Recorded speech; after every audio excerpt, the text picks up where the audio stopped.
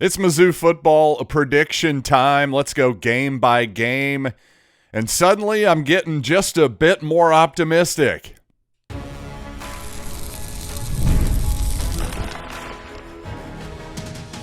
You are Locked On Mizzou, your daily podcast on the Missouri Tigers. Part of the Locked On Podcast Network, your team every day.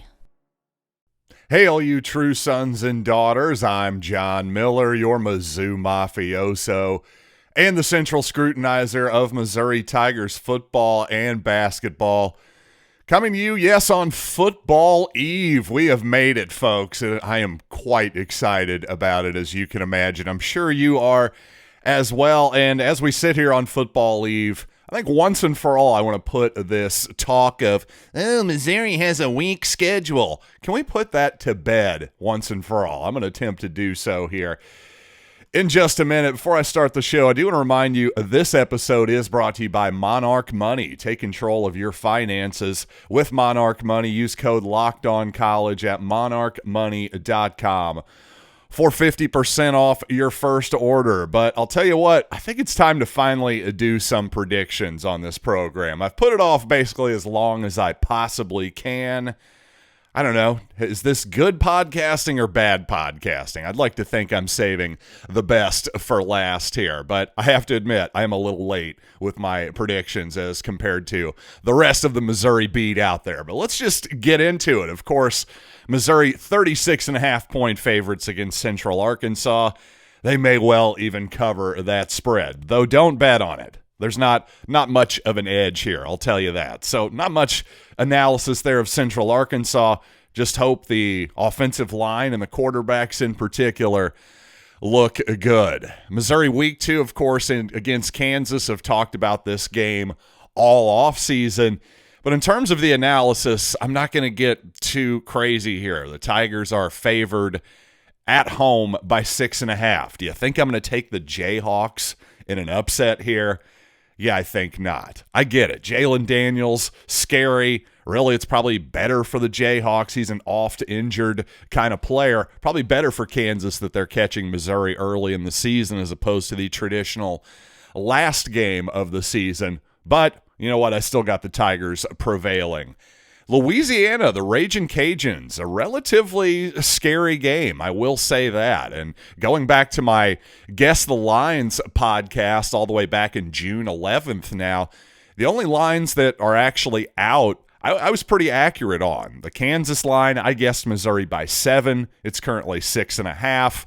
Oklahoma, I said the Sooners would be favored by 6.5. Well, currently Oklahoma is favored by 7.5 in Norman. So 2 games there I'm off by 1.5 2.5 months ago.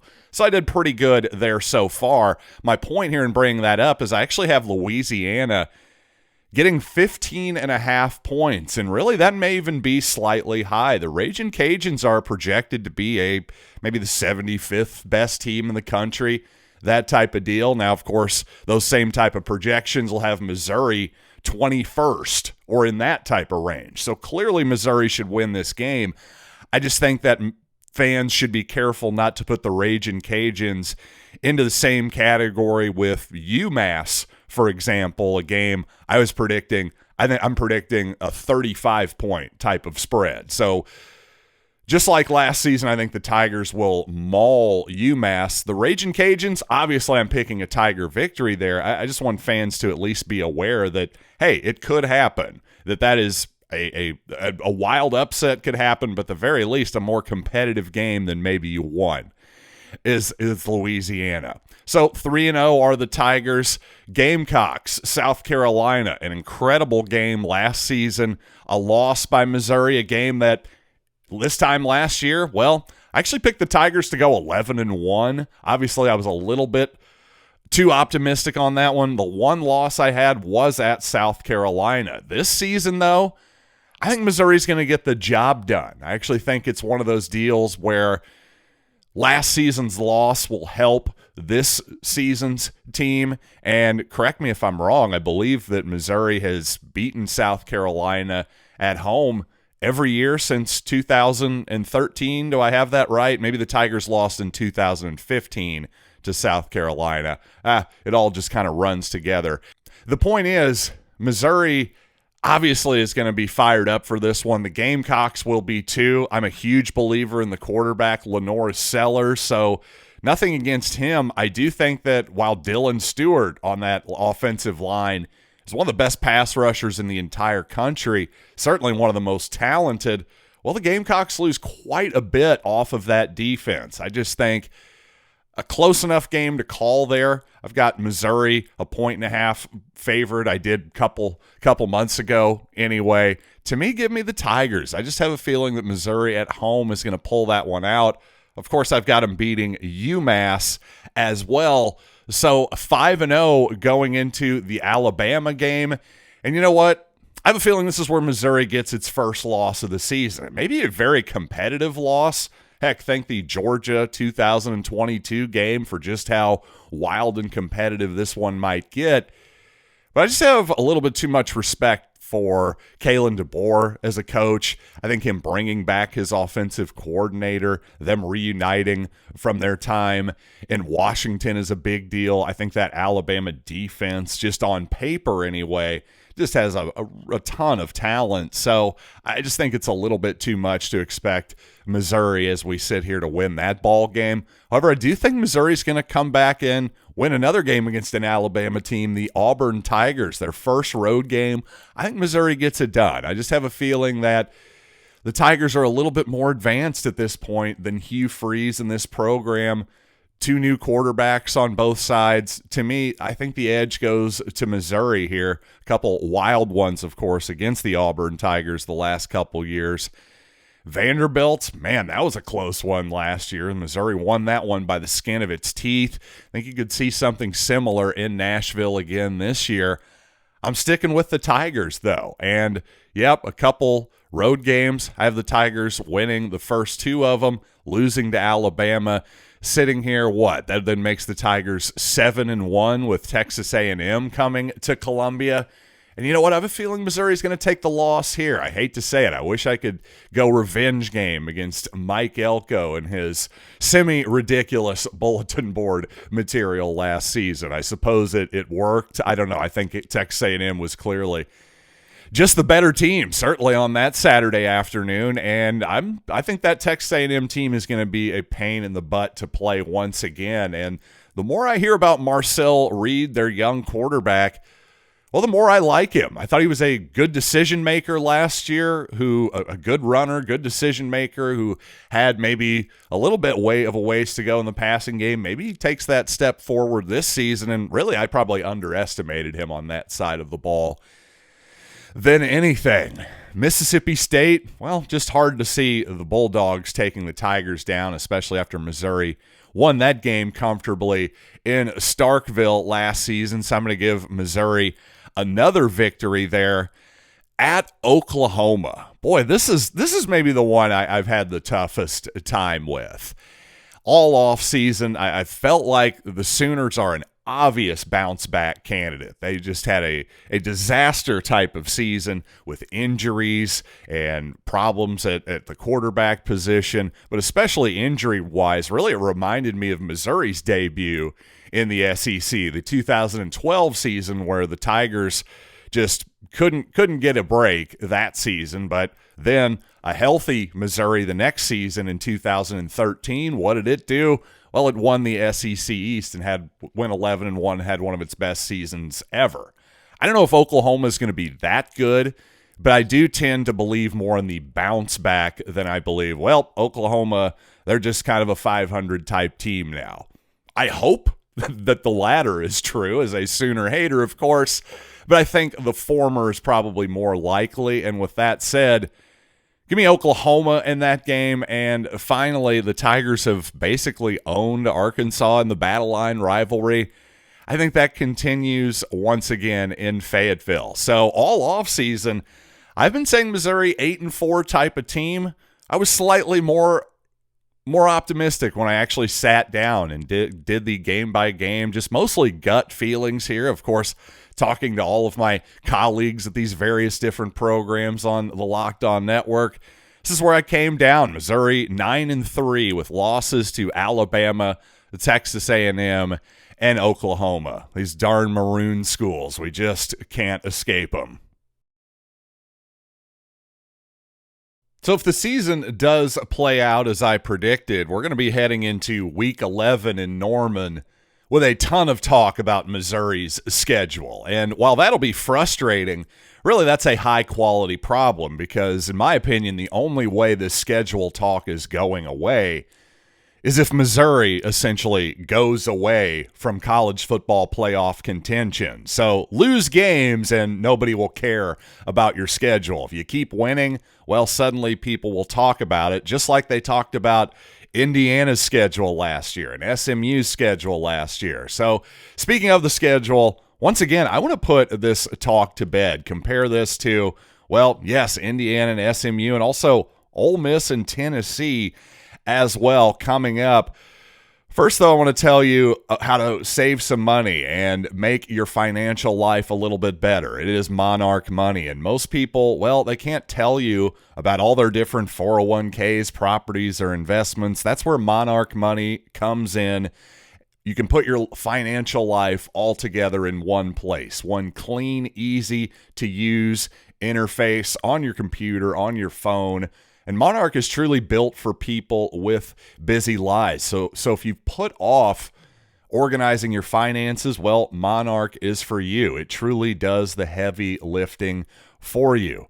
For example, you can identify that you aren't saving as much as you thought. Monarch helps you notice an insufficient investment allocation, for example, and discover forgotten 401ks even, that it may not be the biggest thing in the world. It may have been a short-term job, but hey, it all adds up, doesn't it? So don't let financial opportunity slip through the cracks. Use code LOCKEDONCollege at monarchmoney.com in your browser for half off your first year. That's 50% off your first year at monarchmoney.com with code LOCKEDONCollege. And with the NFL season almost here, FanDuel is the place to be. They've got a can't-miss offer for you right now. New customers can bet just $5, and if your bet wins, you'll get $300 in bonus bets to use across the app. It's quick, it's easy. Frankly, it's just the best way to add a little bit more fun to your Sunday afternoon. So are you ready? Download the FanDuel app now by visiting FanDuel.com to get started. That's FanDuel.com to place your first $5 bet. So if Missouri is at least as good as I'm predicting and hoping, then yes, this schedule topic is going to come up again. If you think I've overdone it, you're wrong. We need to nip this thing in the bud. We really do. And to my point about Ole Miss in Tennessee, well, here is my point. Let me bring up actually a little shared screen here. Let me hide something that's actually distracting on my screen right now before I bring it up. And yes, here we go. Yeah, there we go. Here we go. Top 40. This is by ESPN. This is from on3.com. This is ESPN's rankings here. We don't need to actually look at the top 10 because, well, Missouri isn't in it. That's not really the point here. By the way, Oklahoma has the toughest schedule in the country according to these metrics. But let's just scroll down here to where Missouri actually is. Yes, the 25th most difficult schedule in the country according to ESPN. So not exactly the easiest schedule in the country. If you have the easiest schedule in the SEC, which according to this Missouri does, well, it's still a pretty difficult schedule to the tune of 25th in the country. But mostly I want to focus on the two teams right ahead of them. Another couple of SEC teams in Ole Miss and the Tennessee Volunteers. I've heard nothing about those teams particularly, their schedules particularly.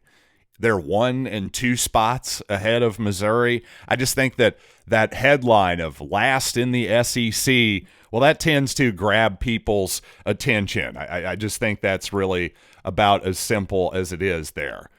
I think if you're 16th out of 16th, people are going to point at that and go wag their fingers and say, oh, Missouri's got an easy schedule. Well, relatively, they do have an easy schedule. Certainly easier than it could have been. easier than Oklahoma's schedule, no doubt about that, at least on paper at this point. We'll see how the season plays out. There's stranger things that have happened in this schedule and actually be harder than people would have expected at the very least. So regardless, even if it ends up the easiest schedule in the SEC as projected here, well, I don't care. It's still a top 25 type of schedule. So ultimately, it's not going to actually matter. That's the main point here. For all the hemming and hawing that you'll hear from certain people, heck, let's pull up SMU's schedule from last season. It started off about as easy as an SEC or as an ACC schedule is going to start off. You got Nevada, HCU, whoever the heck that is. Hey, I'll give them they're no different than Central Arkansas, so I'll give them that one. BYU and TCU, I'll also give them, hey, those are a couple of Power 5, Big 12 not road games, but home games against, well, some decent opponents there. Florida State, who sucked last year, at Louisville, who was mediocre. You got Stanford and Duke and Pitt, lots of mediocrity. Boston College, Virginia, Cal. Really not exactly a murderer's row so far here. Not SMU's fault that Florida State was down, of course, last season. But then they finally play Clemson, and you know what? Played Clemson a relatively competitive game, and ultimately I think that's what got SMU into the college football playoff more than anything. But if we're just going to compare schedule to schedule here, is anybody going to say that this schedule last season was tougher than what Missouri has to deal with in 2025, the schedule that I just picked game by game? I don't see any Alabamas or Texas A&Ms or South Carolinas, Oklahoma, at Auburn. To me, there's no comparison. I think that matters. I think that matters a lot. And Kirk Cignetti, by the way, who wants to keep opening his mouth about we're going to play an SEC schedule and all this stuff. Well, let's see what the Big Ten schedule looked like for Indiana last season. For those of you who may have forgotten, FIU, Western Illinois, at a very bad UCLA team, Charlotte, Maryland, and at Northwestern. That is about as easy of a 6-game start that a major college football team can possibly have. Now, the next 4 here get a little bit more difficult against some teams that traditionally have good programs. Last season, they had mediocre programs. I'm talking Nebraska, Washington, at Michigan State, and Michigan, the defending national champions who were very much not a national championship caliber team last season. Obviously, at Ohio State, that was not a competitive game. They slaughter Purdue 66-0 to the point where Barry Odom has to come in and start cleaning up that program as their new head coach this season. And again, another non-competitive game against Notre Dame in the playoffs. So I don't really want or need to pick on Indiana or Kirk Cignetti here. Although, obviously, he doesn't care about my feelings, does he? But seriously, it's not really about Indiana. It's not really about SMU. It's more about just the nonsense narratives that have been put out here, in my opinion, which is that, number one, that Missouri has a super easy schedule.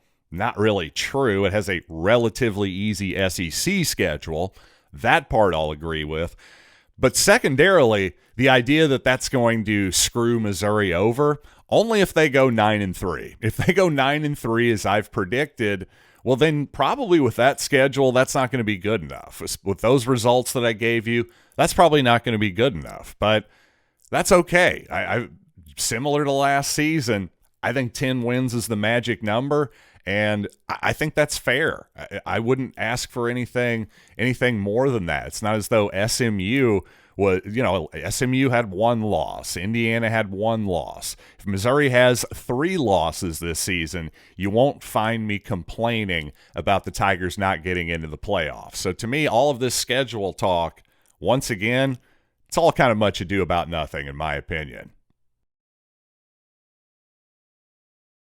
You know what? During games like Central Arkansas, non-competitive games where Missouri's going to crush its opponent, I always giggle when the PA announcer reminds the fans to please stay off the field at the conclusion of the game. I always think, is this a joke? Well, Missouri is definitely not joking when it comes to rushing the field this season. Missouri announced today, this according to Power Mizzou's Twitter feed, announced it would use video to identify anyone rushing the field. Let's talk about this and some other notes and changes at Faurot Field for this season.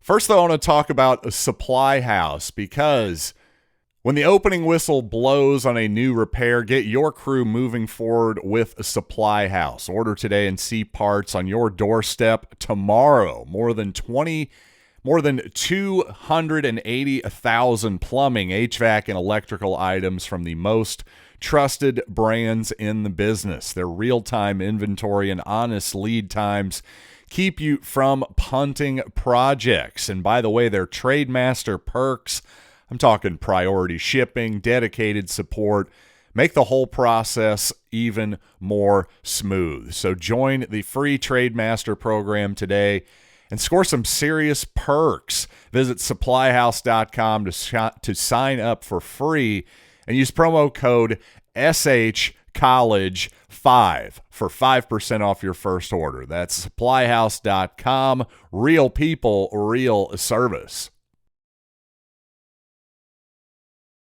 And we do have one important request. Locked On wants to hear from you. We've put together a survey to learn more about you and make your favorite podcasts even better. This is your chance to tell us what you like, what you don't, and answer questions about our advertising. So go to lockedonpodcast.com/survey to get started. Everyone who completes a survey will be entered for a chance to win one of 10 $100 Amazon gift cards. Again, that is lockedonpodcast.com/survey. You can also find the link in the show notes. Thanks for helping us out.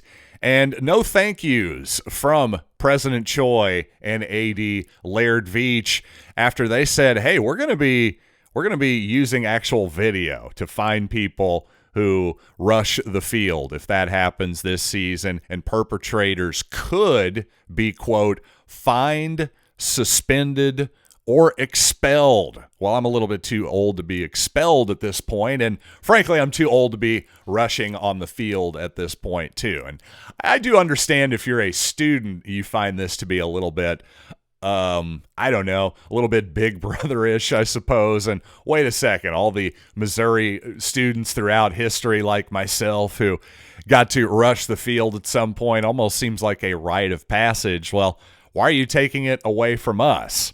All decent questions, I would say. I would just say to those students who feel bummed out about this, as somebody who rushed the field after the 2003 Nebraska victory, hey, it was fun, I guess. I mean, once you're out on the field, you're just kind of like, okay, we're out here. What are we doing now? I mean, it's not that thrilling of an experience. The game itself, the victory, watching the throwback screen to Brad Smith when you realize he has a convoy of offensive linemen in front of him, and Missouri's about to beat Nebraska for the first time since, 1978, I believe. Yeah. That's the good stuff. Not running onto the freaking field and holding up your phone and going, look at me. Rushing the field, kind of overrated. I know I sound like an old man right now. Well, I sound like an old man because I have actual experience here. I'm just telling you, rushing the field, it looks cool, creates a fun clip, maybe a viral moment. Beyond that, though, it's pretty ephemeral and not all that interesting. The actual games themselves that lead up to those moments, let's just not lose sight of the fact that that's what's really important. Those are the moments that I really remember among all, much more than just, oh, hey, me and my buddy Brett Eubank were out on the field kind of looking around wondering what to do for a few minutes there before we were just like, okay, I guess we walk up the hill and leave the stadium now. Again, the game itself, that's the part that I'm going to remember and treasure the most. But hey, that's just me. One other thing to note here from the Power Mizzou From Power Mizzou's Twitter feed, another update from Laird Veach and company. No video board in the north end zone, as you might have figured out already by looking at my construction updates. Veach also added it was cost prohibitive and didn't make sense for just this year to have a video board put up there. Hey, that makes all the sense in the world to me. I wouldn't want to waste a bunch of money for just a video board that's only going to exist for a few games. I even sit in the south end, so obviously this is less than ideal for me, and I mean very much less. I'm capable of simply turning around 90 degrees and looking at the enormous screen behind me in the south end zone. In fact, I'll actually take the trade-off here because there is a new sound system in Faurot Field this season. I have a feeling a lot of fans are going to notice this, and the ones who don't maybe subconsciously will. Really, I know a lot of fans, including myself at times for sure, can get over the cacophony of noise, the DJ music that is just pumped our way, not just at Faurot Field, but of course at Mizzou Arena, and by the way, throughout all of professional sports these days as well. This is not unique to Missouri. But really, I think just having a better sound experience will make an enormous difference. I really do. Instead of having just the sound coming from, I assume Missouri now has a surround type of setup. We'll see what happens tomorrow. That's for sure. I guess I shouldn't count my eggs before I've actually heard them hatch yet. So I'm just excited to experience the new sound system, and hopefully the mixing will make for a much more pleasant audio experience in Faurot Field. Ah, yes.